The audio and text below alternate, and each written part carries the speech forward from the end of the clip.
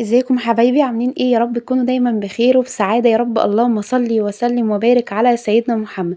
ما بقى بقى السقعه دخلت كده وعايزين نعمل بقى معجنات كده ندفي بيها البيت. طبعا عملت لكم كايزر بجد يا جماعه، اقتصادي قوي.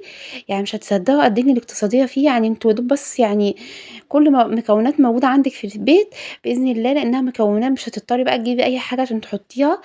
يعني حاجات بسيطه قوي اللي ممكن تجيبيها. بجد ايه، كايزر جميل قوي يا جماعه واقتصادي وطعمه جميل والعجينه حلوه قوي. وكمان ما شاء الله يعني الصاجين انتوا شايفينهم دول لسه في كمان صاج في الفرن زي ما انتوا شايفين. بجد ما شاء الله الكميه دي كلها من كيلو دقيق، ما شاء الله تبارك الله، يعني كميه ايه محترمه يعني. وكايزر جميل وطعمه حلو قوي. بجد لازم تجربوه فعلا. تعالوا بقى يا امارات يا حلوين نشوف الطريقه. كده اول حاجه معايا 5 معالق من السكر، المعلقه اللي هي الكبيره. طبعا لازم تنزلي ب5 معالق، ما تقليش عن كده، لان السكر يبقى مظبوط زي ما بتاكليه من الافران. وبعد كده بقى هنجيب براد المية، احنا كده غلينا مية سخنة لازم.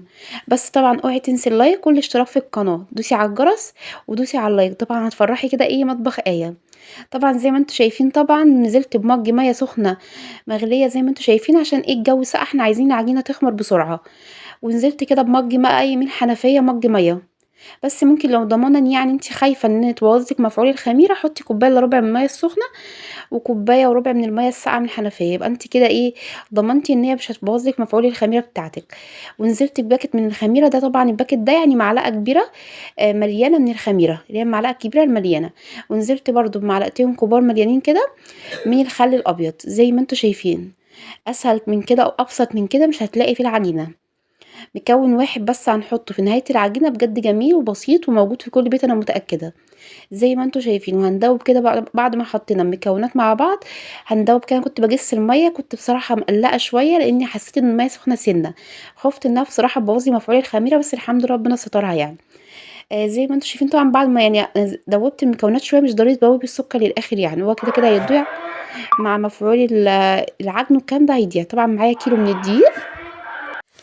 طبعا نزلت بكيلو من الدقيق متعدد الاستخدامات، اي نوع دقيق انت بتحبيه وبتستخدميه. ونزلت عليه بربع معلقه من الملح صغيره، دي سنة على الرسول عليه افضل الصلاة والسلام، وفي نفس الوقت بتعادل الطعم جدا يا جماعة. ونزلت بيه على الدقيق وقلبته كده مع بعضه عشان ايه تبقى ايه في كل انحاء الدقيق تبقى في الملح موجود. وبعد كده هعجن. طبعا كده كده هنحتاج مية تاني، بس طبعا ايه انا بنزلش بكمية المية كلها مرة واحدة عشان ايه مضمنش العجينة بتاعتي نوع الدقيق بتاعي هيعمل ايه. فبنزل كده بكوبايتين وبعد كده ايه بشوف. وممكن لو حابه تعجني بلبن تقدري طبعا تنزلي بكوبايه ونص ميه في الاول، وبعد كده تعجني بكوبايه من اللبن. زي ما قلت لك طبعا لو حابه تعجني بلبن تقدري طبعا تعجني بلبن دافي زي دمعه العين كده، تعجني بايه بكوبايه من اللبن. طبعا زي ما انتوا شايفين حطيت ربع كوبايه من الميه السخنه من البراد، عشان طبعا مش عايزه الميه تبقى سخنه قوي تبوظي برده مفعول الخميره. وكملت ميه من الحنفيه، كملت بقيه المج من الحنفيه. بس طبعا مش هياخد المج كله. برضو هقولك استخدمت ايه في نهايه العجن، استخدمت ميه قد ايه برضو. بتنزلي طبعا في المرحله دي بالذات، بتنزلي يعني يا جماعه يعني بتنزلي ببق بق كده من الميه، لاني في المرحله دي العجينه خداعه. ممكن تقولي ده محتاجه ميه كتير وتنزلي بميه كتير تلاقيها ساحت منك وفكت وتحتاجي تزودي دي. فخلي بالك في المرحله دي انزلي بايه بق بق من الميه لحد ما توصلي للنتيجه اللي انت عايزاها، اللي انت تحسي على العجينه ولا هي طريه كده سايحه كده في ايدك وبتلزق جامد قوي، ولا هي ايه يابسه عجينه كده مظبوطه. اكيد انت هتحسيها طبعا انت بتعجنيها زي ما انت شايفه. طبعا العجينه بصوا عجينه بسيطه جدا وسهله بس حلوه قوي، بجد جربوها. بجد يعني اسهل منها مفيش، بس هي حلوه. وهقول لك طبعا على حاجه كده سحر بجد تخلي المعجنات زي بتاعه الافران، تيجي تطلعها كده من تيجي تاكلها كده من الافران بتحسيها كده طريه وسخنه كده وتحفه. طبعا انا قعدت اعجن فيها شويه، فصلت عشان طبعا ما تزهقوش، فصلت كده شويه ريحت ايدي كده، غسلت ايدي وريحت ايدي لمده دقيقتين كده. منه بتريحي العجينه اللي هي لما تيجي تعجنيها ما بتتعبيش فيها وبتلاقيها اتعجنت معاكي بسهوله، ومنه بتريحي ايدك. وعجنتها شويه ولما بقى وصلت للمنظر ده هنزل بقى بنص مج من الزيت. اي نوع زيت انت بتستخدميه استخدميه، مش هيقولك لا. هو ده بقى المكون اللي هيخلي لك العجينه بجد جنان وجباره قوي وقطنيه جدا وحلوه جدا. ولا عجننا بلبن ولا حاجه، والعجينه كانت تحفه. لو حابه برضو تعجبي بلبن انا قلت لك اللي انت برضو حباه، بجد كانت تحفه. حابه تستبدلي نص كوبايه الزيت تستبدليها بسمنه او بزبده اللي انت حباه. ممكن تحطي مكعبين كبار من الزبده او معلقتين كبار من السمنه. بدرجة حرارة المطبخ. زي ما أنتِ شايفة طبعًا، هافضل بقى إيه بصوابعي كده أعجن، أفعص كده فيها جامد أوي، عشان تشرب الزيت، لإني لو عجنت مش هتشرب، لازم أفعص فيها بإيديّا كده وأقطّعها كده وبافعص فيها بحيث تشرب الزيت كلّه. وبعد كده ابتدت أهي تشرب أهي، ابتدت أهي الحمد لله أهي. يعني إيه، هي بتاخد شوية إيه، ممكن تقعدي لِك فيها 3، 4 دقايق كده أو أقل، تلمّي في الزيت فيها، بس بصراحة بتبقى تحفة وجبارة أوي العجينة دي، بجد الزيت بيخلّيها حكاية، حكاية، حكاية، بيخلّيها هشة وطرية المعجنات وطعمها حلو أوي، حتى لو فضلت لتاني يوم كده معاكِ بتبقى جميلة أوي.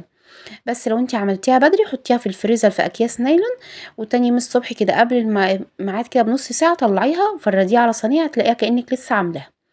طبعًا زي ما أنتِ شايفة أنا حبيت أجيب طريقة العجن قدّامِك عشان إيه، البنات الصغيرين اللي أول مرّة يعجنوا، هي العجن بسيط وسهل، بس إيه أنا باقول لهم على كل التفاصيل عشان ما فيش حاجة تبوظ منهم ولا حاجة، ومثلًا يلاقوا الزيت مش عايز يتلَم، ما يبقوش عارفين هُم يلموه إزاي ويفكّروا إيه ده مش عايز يشربه وإحنا نرميه، لأ هو بيشرب، بس هو طبعًا لازم تعجني بنفس الطريقة دي عشان الزيت، عشان العجينة تشرب الزيت، ضروري جدًا، جدًا، جدًا. زي ما أنتِ شايفة، أنا يعني بُصّوا أنا قعدت ألِم فيها حبّة محترمين يعني، بس عجنتها الحمد لله، بقِت ما شاء الله تبارك الله يعني. بُصّي شربت الزيت وبقت شكلها قمراية وإيه ريحتها جميلة. أنا باحب الشتا يا جماعة لإنه بجد المعجنات في الشتا بتبقى حلوة وبتدفّي البيت أوي، أوي، أوي. أنا كده لقيت حبّة زيت كده باقيين في قلب الكوباية كده، فقُمت نزلت بيهم تصافي الزيت كده وإيه مسحت بيه الطبق اللي أنا عجنته، مش هنوسّع بقى أطباق كتير والكلام ده، نفس الطبق اللي إحنا عجنا بيه هنخمّر فيه العجينة. وبعد كده هاجيب بقى شوية من الزيت أحطه على وش العجينة من فوق برضه عشان إيه ما تلزقش في قلب الكيس اللي أقوم مغطيها. زي ما انتم شايفين طريقة التخمير بسيطة جدا، عشان طبعا الجو ساقع واحنا عايزينها تخمر بسرعة، هتولعي الفرن لمدة بس دقيقتين بالظبط وبعد كده تطفيه وتدخليها في الفرن هتلاقيها خمرت معاكي بسرعة جدا، خلال نص ساعة هتلاقيها اتضاعفت معاكي لو انتي مستعجلة يعني عليها، لو مش مستعجلة خلاص. زي ما انتي شايفة طبعا سبتها يعني قعدت لها في الفرن كده، يعني متهيألي كده قعدت لها بتاع ساعة في الفرن واتضاعفت زي ما انتم شايفين، بس طبعا ما اتضاعفتش قوي لان طبعا الطبق يعني واسع قوي، فهي اتضاعفت وكبرت بس هي مش باينه قوي في التصوير، بس هي اتضاعفت. وطبعا طالما اتضاعفت خلاص هنديها البوكس المتين بقى، وبعد ما نديها البوكس المتين ولميناها نغطيها بقى بكيس نايلون ونمسك كده الحته على حسب انتي حابه حجمها قد ايه القيظريه. انا في الاول كده صغرتها بس بعد كده كبرتها شويه. انتي تكبريه، عارفه السفندي البلدي بتاعنا، هتقطعي لو انتي عايزاه الكايزر يبقى زي اللي بره، قطعيه قد العجينه قد السفندي، قد كده واحده السفندي البلدي بتاعنا الكبير هتبقى مظبوطه. اما دي عامله زي السفنديه اللي هي العرايشي، كانت صغيره يعني انا مثلا اول 4 او اول 6 كده عملتهم كانوا صغنطتين، بس بعد كده كبرت حسيت ان هم هيبقوا حتى لو يعني اتضاعفوا وخمروا مش هيكبروا قوي، فعشان كده ايه قمت بقى كبرت شويه بعد كده. زي ما انتم شايفين صينيه كده وهاعمل فيها ايه اي عجينه اعملها احطها فيها زي ما انتم شايفين كده، سهله وبسيطه خالص. بتاخدي كده حته عجينه وبتلمي وبتدخلي لجوه، بتلمي وتدخلي لجوه، سهل ابسط منها ما يكون. المعجنات دي يا جماعه بجد جميله ولذيذه قوي. زي ما انت شايفه اعملي بقى جميله بصراحه ربنا وسهله وما شاء الله بترمي. انت بصراحه يعني انت لو هتجيبي الكميه دي من بره عمرك ما تجيبيها، بصراحة بصراحة يا عمرك ما تجيبي الكمية دي كلها من بره بالسعر ده. بصراحة ما فيش تكلفة خالص في العجينة، وعجينة بجد تحفة وخيالية وطعمها حلو قوي، بجد جربيها عن تجربة يعني، بجد تحفة تحفة.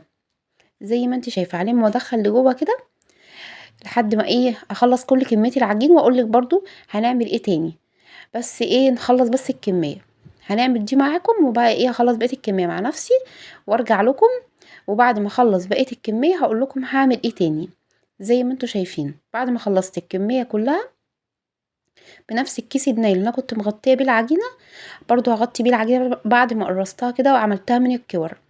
تعالوا بقى ايه صينيه كده اللي احنا هنعمل فيها بقى الكايزر، لازم نحط زيت. انا كنت الاول بصراحه مش بدهن زيت ما اكدبش عليكم، بس المعجنات ما كانتش بتحمر من تحت وكانت بتلزق جامد جامد، فجيت في مره كده قلت اجرب احط لها زيت، ما كنتش مصوره الفيديو ده، فبصراحه المعجنات اخدت لون حلو قوي وما لزقتش معايا كانت بتطلع بسهوله، فقلت لي انا بعد كده انا هحط لها بعد كده زيت. فبصراحه جربوها التجربه دي، المعجنات انكم تحطوا لها تدهنوا الصينيه انتوا هتسووا فيها الزيت هتلاقوا المعجنات مش تلزق معاكي وهتاخد معاكي لون حلو قوي من تحت. زي ما انت شايفه طبعا انا هرجع تاني لمها تاني، فطبعًا مسكت كده حبة زيت في طبق زي ما بتصبّعي الكفتة كده، وحطيت دهنت كده إيدي بالزيت، لأن عشان العجينة أنا مش عايزاها تبقى إيه من فوق كده ملزقة وكده، عايزاها تبقى مالسة وشكلها حلو، فلازم كل واحدة كده أو بين كل واحدة وواحدة أدهن إيدي زيت وأفردها كده فردة بسيطة على إيدي وأرجع ألمّها تاني وأقرّصها تاني زي ما أنتم شايفين، ألِم وأدخّل لجوّه، ألِم وأدخّل لجوّه لحد كده ما أخلّيها من تحت كده مالسة، والتقفيل دوّة بيبقى من تحت المالس بيبقى من فوق زي ما أنتم شايفين، تقفيلها أسهل ما يكون زي ما أنتم شايفين بجد سهلة وبسيطة خالص. إيه ما فايدة إن إحنا بنعملها مرّتين اللي هي ما بتفرشش وفي نفس الوقت بنربّي لها البابة من جوّه بتبقى فيها البابة كده وحلوة، بتبقى لذيذة أوي، بجد جميلة وما بتاخدش أي حاجة في إيدِك خالص، أنتِ لو يعني عملتيهم مش هياخدوا في إيدِك حاجة خالص.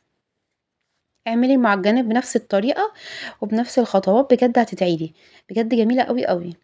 زي ما أنتِ شايفة على إيدي كده دهنة بسيطة من الزيت زي ما موضّح قدّامكم، وبعد كده باخد واحدة من العجين وباقوم فارداها على إيدي فردة بسيطة كده دورية مبططاها تبطيطة بسيطة كده، وبعد كده ألمّها تاني دائرة كده زي ما أنتم شايفين، وبعد ما ألمّها دائرة وأدخّل كلّه جوّه طبعًا التقفيل بيبقى من تحت، بعد طبعًا ما عملت الكمية كلّها زي ما أنتم شايفين كده، طبعًا لسه كمان في صينية أهي عملتها عملت صاجين وصينية زي ما أنتم شايفين، بسم الله ما شاء الله رموا كمية ما شاء الله كيلو دي رمى الكمية اللي أنتم شايفينها دي كلّها. طبعًا بُصّوا هنغطّيهم ونحطّهم برضه في الفرن لمدة نُص ساعة، أنا حطيتهم في الفرن لمدة نُص ساعة وغطيتهم بقماشة مع أكياس عشان يخمروا بسرعة، عشان كنت مستعجلة، وطبعًا قعدوا نُص ساعة في الخمر. طبعًا بعديها بقى خلاص أشغّل الفرن، مش هاعدن أي حاجة خالص للوش، عشان أنا قبل كده عملتها قُراص بالسكر بنفس الطريقة دي وكانت تحفة بجد، بجد جرّبوها هتعجبكم أوي. طبعًا التسوية على درجة حرارة 200 على الرف التاني في الفرن، أول ما تاخد لون من تحت هتطفي عليها من تحت وتشغّلي عليها الشواية، لو عندِك الفرن بيشتغل من تحت وفوق تمام. طبعًا من حين لحين بتغيّري الصاجة بيتحمّر على الشواية بالزيت، وكمان من تحت برضه. طبعًا أول ما يطلع من دون تفكير وهو سخن مولّع، مولّع، مولّع، ما تستنيش ولا ثانية، مجرد ما تطلّعي الصاجات من الفرن على طول بخاخ من المَيّة طبعًا بخاخ يعني أنا جايبة البخاخة دي مخصوص للمعجنات بس، شايلاها للمعجنات بس، مَيّة نضيفة بارُش بيها المعجنات، طبعًا دي بقى الطريقة اللي بتخلّي المعجنات طرية جدًا أمّا بتيجي تجيبيها من الأفران، طبعًا مجرد ما بترشيها وهي سخنة مولّعة كده بتشرب المَيّة في ساعتها وما بتعجنش، بس لو سبتيها بردت ورشيتِ عليها المَيّة اللي هيحصل اللي هي المَيّة هتفضل موجودة عليها اللي هيحصل إن المَيّة هتفضل موجودة عليها وهتعجن منِّك، فاعمليها بنفس الطريقة دي بجد هتدعي لي، دقيقتين بالضبط، خلال دقيقتين بالضبط هتلاقي الكايزر معاكِ بقى طري جدًا ومَيّة زي ما بتجيبيه من الأفران وسخن مولّع وطري وطعمه بجد جبار أوي، بترشي عليه المَيّة وتغطيه لمدة دقيقتين بس بالكيسة بس ما تغطوش بقماشة، بعديها بدقيقتين بالضبط بجد تاكلوا أحلى معجنات ممكن تاكلوها في الدنيا، بجد جربوا المعجنات بنفس الطريقة دي بجد يعني خيال. إيه الطعم التحفة ده، بجد طعم مش قادرة أقول لكم يعني حكاية، حكاية، حكاية بجد فعلًا لازم تجربوه، لو ما جربتوش الكايزر ده يبقى أنتم فاتكم فعلًا كتير، كتير، لإنه فعلًا تحفة.